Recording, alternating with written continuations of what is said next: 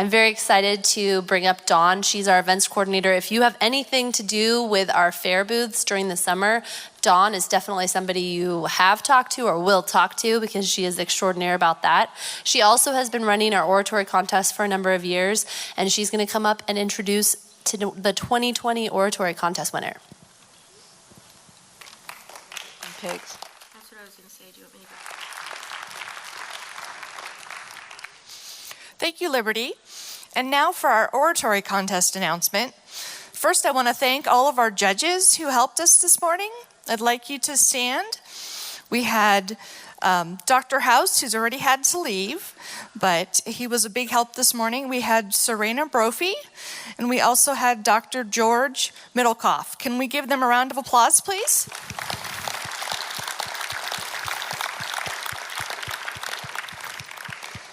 And this year, we had the unique situation where we had one oratory contestant.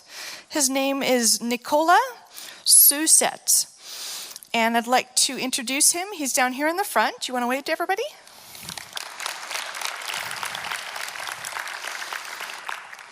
So he is our first place winner, and he wins $600 as well as a trip to compete in the national tournament in Herndon, Virginia. Go ahead and come on up. So here is your official check. Thank you. And then here is your certificate. And you get your first place ribbon. And here's your trophy. Thank you. It's a lot to hold. It is a lot to hold. Don't want to drop anything. No, you can go ahead and put them back down. Yep. So now he is going to give his speech. Thank you so much, Okay. Nicola. Thank you, Dawn. Good afternoon, everybody.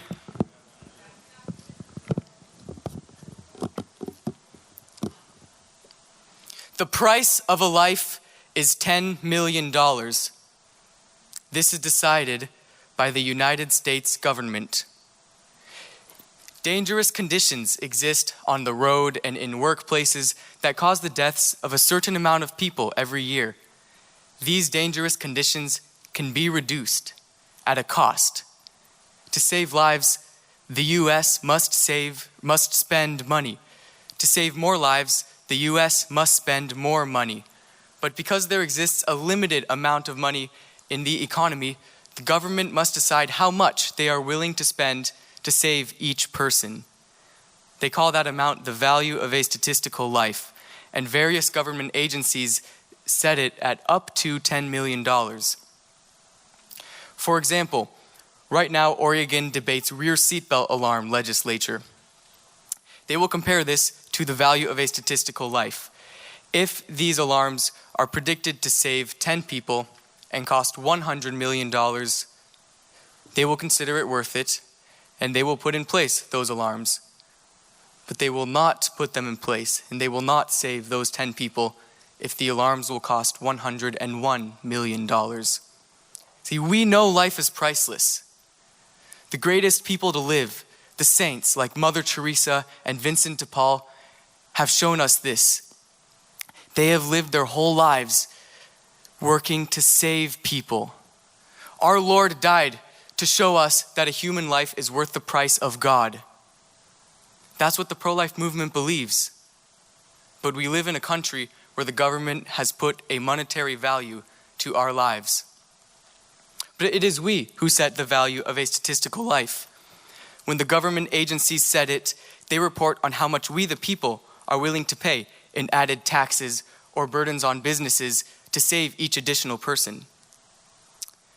And $10 million is not an amount that I have, and stop me if I'm wrong, but I can safely predict that very few of us in here, if anybody, has $10 million. See, nobody spends those $10 million to save someone's life. 140 million taxpayers in the US, according to the US Tax Foundation, collaborate to save that one person. That's 7 cents each. On average, we will not pay 8 cents to save someone. I remember a time I met an old friend of mine. I'll call him Jordan. Jordan was going through a rough time, and he embraced me and began crying and told me how everything that he cared about had been taken away because of circumstances outside of his control. I told Jordan I would do whatever I could to help him, but those were just nice words.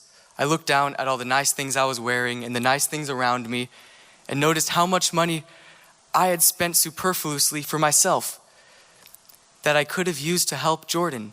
Maybe you can recall a similar situation where you saw someone who needed something and did not give it to them, and then called yourself pro-life.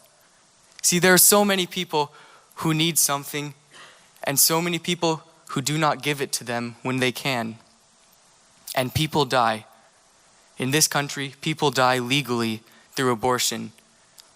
Thorough surveys have shown that 3/4 of American abortions happened because parents thought that they could not afford a child with their current lifestyle. And though no reason can justify killing an innocent child in the womb, these statistics show that people are dying because our society will not pay the price for them. The pro-life movement is here to mourn them. In January, people gathered at the steps of the state capitol in Salem for the March for Life. Maybe a few of you were there. The state capitol is a dark and marble building, like a monument to death.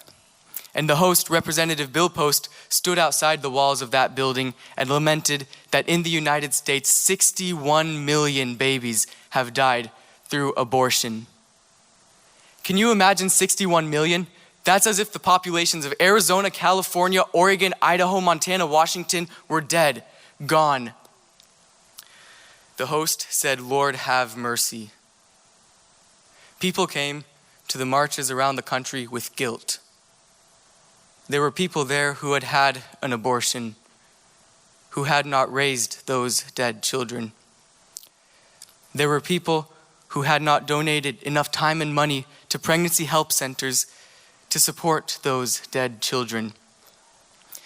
There were people who had not adopted those dead children, people who had not spread the truth of the pro-life message to their friends and neighbors to save those dead children, people not willing to do whatever it took to save those children.